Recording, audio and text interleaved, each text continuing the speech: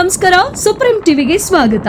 ಶಿಗ್ಗಾಂವಿ ಪಟ್ಟಣದ ನಾಗನೂರ ಕೆರೆಯ ಮೇಲ್ಭಾಗದ ಗುಡ್ಡದ ಪಕ್ಕದಲ್ಲಿರುವ ಜಮೀನುಗಳಲ್ಲಿ ಭಾರಿ ಬೆಂಕಿ ಅವಘಡ ಸಂಭವಿಸಿದೆ.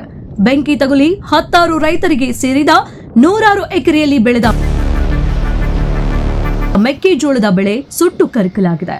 ಇದೇ ಘಟನೆಯಲ್ಲಿ ರೈತ ಸಿಕಂದರ ಶಿರಹಟ್ಟಿ ಅವರಿಗೆ ಸೇರಿದ ಸುಮಾರು 22.5 ಎಕರೆ ಜಮೀನಿನಲ್ಲಿ ಸಂಗ್ರಹಿಸಲಾಗಿದ್ದ ಮೆಕ್ಕೆಜೋಳದ ರಾಶಿಯು ಸಂಪೂರ್ಣವಾಗಿ ಬೆಂಕಿಗಾಹುತಿಯಾಗಿತ್ತು. ಲಕ್ಷಾಂತರ ರೂಪಾಯಿ ಮೌಲ್ಯದ ಬೆಳೆ ನಷ್ಟ ಸಂಭವಿಸಿದೆ.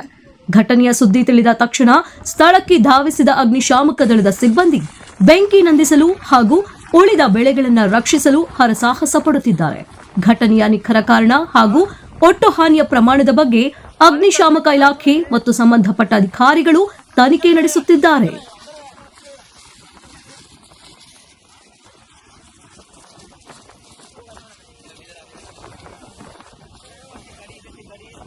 ಸ್ವಚ್ಛ ಸಮಾಜಕ್ಕಾಗಿ ನೋಡ್ತಾ ಇರಿ ಸುಪ್ರೀಂ ಟಿವಿ. ಲೈಕ್ ಮಾಡಿ, ಶೇರ್ ಮಾಡಿ, ಸಬ್ಸ್ಕ್ರೈಬ್ ಮಾಡಿ.